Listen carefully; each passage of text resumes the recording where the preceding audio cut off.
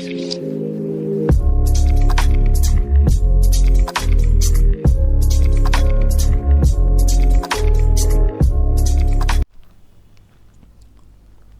Friends, कैसे हो friends. फिर से मैं आप लोगों के लिए एक नई वीडियो लेके आया हूँ।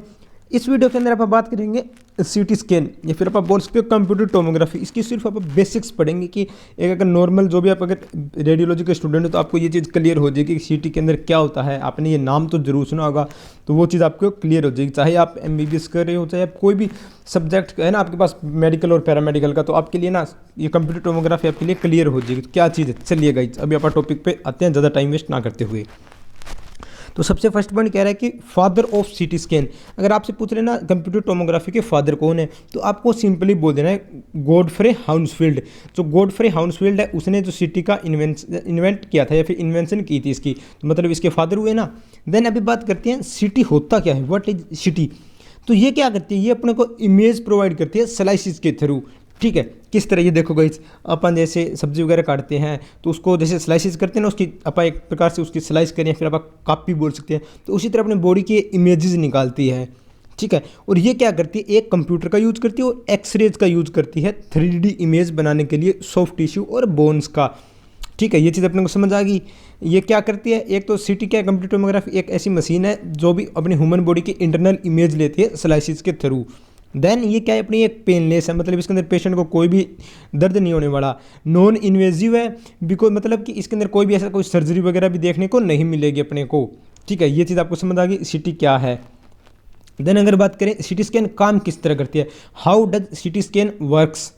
तो ये देखिए गाइज, एक्सरे सिंपल करते हैं आप। सिंपल एक्सरे के अंदर एक ट्यूब होती है, उस ट्यूब से उसको रेडिएशन देंगे और दूसरी साइड अपने को एक इमेज पे अपने को जो भी एक्सरे मिलेगा उसको आप स्कैन करेंगे और प्रिंट निकाल देंगे, तो वो अपना एक्सरे है।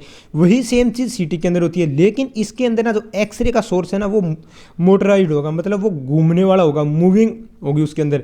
ठीक है, और एक सर्कुलर ओपनिंग देखने को मिलेगी सीटी स्कैन के अंदर, एक जैसे डोनट शेप की, और उसको बोलते हैं अपन गैंट्री।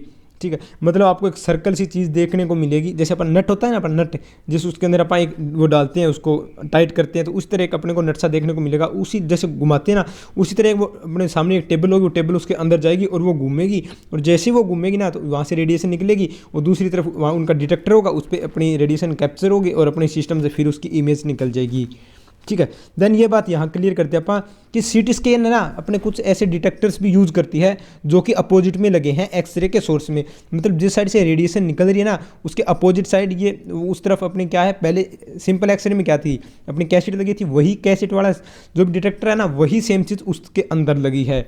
ठीक है, देन ये क्या करता है, जैसे एक्सरे पेशेंट को लीव करती है, तो जैसे मान के चलो अपन ने उसको एक्सपोज किया, एक्सपोज करती है वो रेडिएशन निकली, रेडिएशन पेशेंट से पार हुई, पार होने के बाद वो उस एक्सरे जो भी अपना डिटेक्टर है उस पर आ गई, फिर उस डिटेक्टर से अपने कंप्यूटर के अंदर ट्रांसमिट हो जाएगा, उनका जो भी उनका डाटा है, जो भी वो इमेज निकल के आ रही, वो अपने को सिस्टम के ऊपर दिखेगी। देन ये कह रहा है कि हर एक टाइम ना एक्सरे सोर्स एक रोटेशन लेता है कंप्लीट एक इमेज के लिए। ठीक है, आजकल तो मल्टी स्लाइसिस है, तो उसके अंदर एक रोटेशन के अंदर ये मल्टी स्लाइसिस काटता है, लेकिन सिंगल स्लाइस के अंदर सिंगल स्लाइस लेगा ये पर रोटेशन के हिसाब से। ठीक है, और अपना एक इसके अंदर सिस्टमेटिक तरीके से मैथमेटिकल और इसके अंदर कैलकुलेशन वगैरह करके अपने सॉफ्टवेयर वगैरह तैयार कर रखा है, वो अपने को 2D इमेज को फिर 3D के अंदर दे देगा, उसको अपन रिकॉन भी कर सकते हैं सीटी स्कैन के अंदर। देन कह रहा है कि अपने को इस सीटी स्कैन के अंदर थिकनेस देखने को मिलेगी उस स्लाइसिस की, और वो जो भी स्लाइसिस है उनकी रेंज मिलेगी 1 to 10 mm। ठीक है, मेनली अपने को 1 to 10 mm के बीच के अंदर जो स्लाइस थिकनेस देखने को मिलेगी।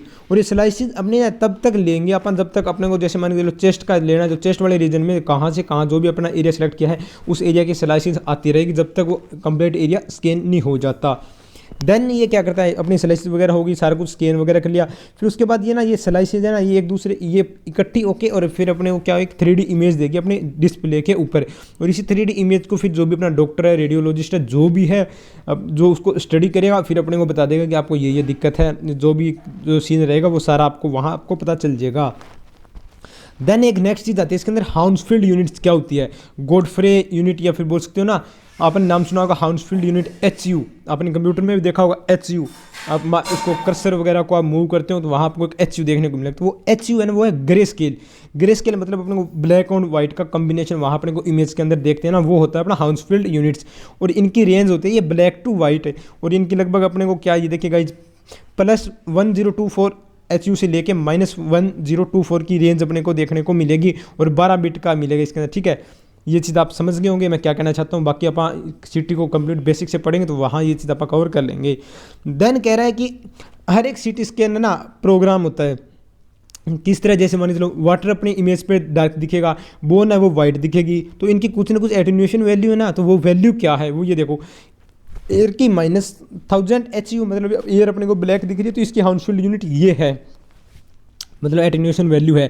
फैट की ये होगी, देख लो -5 टू -50 हाउसफील्ड यूनिट, ये डार्क ग्रे दिखेगा अपने को फैट। वाटर दिखेगा अपने को ग्रे, मतलब इसकी 0 यूनिट है ना। देन उसी तरह सॉफ्ट टिश्यू दिखेगा +42 +80 हाउसफील्ड। देन कैल्शियम, ये देखिएगा कैल्शियम +1000 टू +400 हाउसफील्ड। फिर अपने को ग्रे स्केल की बात कराइए, फिर कॉर्टिकल बोन्स +1000 हाउसफील्ड यूनिट में ये वाइट दिखे। ये चीज़ आपको क्लियर होगी ना, ये अपनी वैल्यूज होती है, इनको आप लिख लो। एग्जाम में लगभग अपने को एयर की, वाटर की और बोन की लगभग पूछ भी लेता है, तो आपको ये डाउट आपके क्लियर हो जाएंगे। देन सिटी स्कैन की लिमिटेशंस क्या देखने को मिलेगी, ये देखिए सिटी क्या करती है, एक तो सॉफ्ट टिश्यू को ये डिस्क्राइब नहीं कर सकती, क्योंकि जितना एक MRI सॉफ्ट टिश्यू को डिस्क्राइब करता है उतना ये सॉफ्ट टिश्यू को डिस्क्राइब नहीं करती। देन लिगामेंट्स और जो मेनकस होते हैं अपने मेंसस, जो भी है अपने जो लिगामेंट्स वगैरह नी के अंदर, उनको ना ज़्यादा डिफरेंशिएट नहीं करती, क्योंकि इनकी एटुलेशन वैल्यू ना वो मेनली ईजिली मिलेगी, मतलब अप्रोक्स में ही मिलेगी, तो उसमें अपने को ये चीज़ देखने को मिलेगी। और ये चीज़ फिर अपने कुछ पैथोलॉजी है वहाँ दिक्कत होगी, तो इसलिए अपन जैसे नी वगैरह की MRI ही सजेस्ट करते हैं। और उसके साथ साथ जो भी अगर पेशेंट के साथ कोई मेटल है या फिर ठीक कोई भी उसको डेंटल फीलिंग्स वगैरह, तो वो कुछ ना कुछ स्टार बर्स्ट आर्टिफैक्ट वगैरह कुछ ना कुछ अपने इमेज में आर्टिफैक्ट क्रिएट करेगी। और एक ना जो सिटी स्कैन की लिमिटेशन ये है कि जो अपना ब्रेन का पोस्टीरियर फोसा है ना, वहाँ ये अपने को इमेज बहुत कम दिखाएगा, क्योंकि वहाँ जो भी पेट्रस रिज और फिर स्कल का बेस वगैरह आ गया ना, वहाँ डेंस चीज़ें आ गई, तो उस चीज़ में वो थोड़ा सा पेंट्रेट नहीं कर पाता, तो ये अपने को इसकी लिमिटेशन देखने को मिलेगी। देन अगर बात करें ना, सिटी ना लेस सेंसिटिव है MRI से। किस केस में, अगर जैसे वाइट मैटर का कोई डिजीज़ है या फिर कोई ब्रेन का डिजीज़ है ना, मेनली उनके अंदर अपन MRI कराते हैं, सिटी स्कैन भी थोड़ा सा करते हैं, लेकिन ज़्यादा सेंसिटिव MRI है इन ब्रेन केसेज के लिए ही।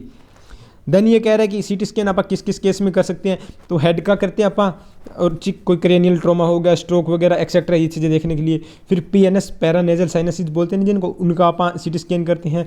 फिर अपनी नेक का, फेशियल बोन्स का, चेस्ट का, अब्डोमन का, पेल्विस का, फिर नी की भी अपन सिटी स्कैन करेंगे, ठीक है। कोई टिबिया प्लेटल फ्रैक्चर्स हो गया, हिप का कोई भी एस्टेबुलम फ्रैक्चर वगैरह देखने के लिए अपन हिप की, ये जो मेन जो रीजन है इनका अपन मेनली जो सिटी स्कैन करते हैं ना मेन, बाकी और भी पार्ट्स के करते हैं, लेकिन मेन जो ये अपने को देखने को मिलेगा हर एक सेंटर के अंदर। देन कह रहा है कि कॉन्ट्रास्ट सिटी क्या है, व्हाट इज कॉन्ट्रास्ट सिटी। तो देखिए CCT या फिर बोल सकते हो कॉन्ट्रास्ट सिटी, इसके अंदर ना एक अपने को फ्लूइड दिया जाता है या फिर एक डाई दी जाती है, कॉन्ट्रास्ट दिया जाता है, जो कि एक आयोडीन बेस्ड साल्ट है या फिर आयोडीन बेस्ड सॉल्यूशन है, ठीक है। ये अपने को इंटरवेंशनली दिया जाता है, ये IV के थ्रू दिया जाता है, ठीक है गाइज। देन ये क्या करता है, जैसे लगभग मेनली ये कॉन्ट्रास्ट देंगे अपन कोई चेस्ट का, अब्डोमेन या पेल्विस की सिटी ना मेनली इन रीजन्स के अंदर देंगे, ताकि अपने को वेस्कुलर स्ट्रक्चर के अंदर कोई भी अबनॉर्मलिटी वगैरह है, पैथोलॉजी है ना, वो ईजिली फाइंड हो जाए इस केस में। देन ये कह रहा है कि कॉन्ट्रास्ट जैसे कोई इन्फेक्शन वगैरह है, कोई वेस्कुलर माल फॉर्मेशन है ना, वो चीज़ अपनी ये क्लियर कर देगा, कोई भी अपने कोई डाउट वगैरह है ना पेशेंट को, वो सारी चीज़ें यहाँ अपनी क्लियर हो जाएगी। देन ये कह रहे हैं कि अगर कॉन्ट्रास्ट है, कॉन्ट्रास्ट आप उस केस में भी यूज़ करेंगे जिस टाइम अपने को कोई ट्यूमर वगैरह देखनी है, प्राइमरी है, सेकेंडरी है, मेटास्टेटिक कैंसर वगैरह है ना, ये चीज़ अपने को देखने को मिलेगी। कोई एनोरिज्म हो गया तो आप कॉन्ट्रास्ट देंगे, ये सारी चीज़ें वहाँ बिल्कुल ईजिली शो कर देगा। कोई वेस्कुलर माल फॉर्मेशन है तो उस केस में भी आप कॉन्ट्रास्ट देते हैं। देन नेक्स्ट चीज़ आती है what is CTA, computer tomography angiography. ये क्या है, ये क्या करती है, ये देखिए ये भी एक कंप्यूटर बेस्ड एक रिकंस्ट्रक्शन है वेसल्स का, ठीक है, मतलब वेस्कुलर स्ट्रक्चर से दिखाते हैं। इसके अंदर जो आर्टरीज और वेन है ना, उनको आप इमेज लेते हैं किसके थ्रू, कॉन्ट्रास्ट का यूज़ करके। और ये कॉन्ट्रास्ट अपना दिया जाता है, एक तो ये 18 गोज का कैथेटर मिलेगा या फिर IV कैथेटर मिलेगा बड़ा, उसके थ्रू अपन जो भी पेशेंट को देते हैं, ठीक है। और ये CTA कंप्यूटर टोमोग्राफी एंजियोग्राफी कोई भी थ्रोम्बोसिस है उसको डिटेक्ट करेगी, वेन्स और आर्टरीज के अंदर थ्रोम्बोसिस, कोई स्टेनोसिस है, एनोरिज्म है, वेस्कुलर माल फॉर्मेशन है, ये सारी चीज़ें ना CTA के अंदर अपने को देखने को मिलेगी। देन एक चीज़ आ रही है गाइज की बेनिफिट्स क्या है अपने, ठीक है, CT के रेडियो जो बेसिक रेडियोलॉजी या फिर बेसिक रेडियोग्राफी के ऊपर प्लेन रेडियोग्राफी बोल सकते हैं। तो इसके अंदर ये देखिएगा प्लेन रेडियोग्राफी के अंदर अपन एक व्यू मिलेगा सिंगल डी में 1D में, लेकिन इसके अंदर 2D और 3D में अपन कंस्ट्रक्ट कर सकते हैं, अलग अलग सेम डाटा को अपन मैनिपुलेट कर सकते हैं अलग अलग व्यूज़ के, कोरोनल, सेज हो गया, एक्सियल जो भी है।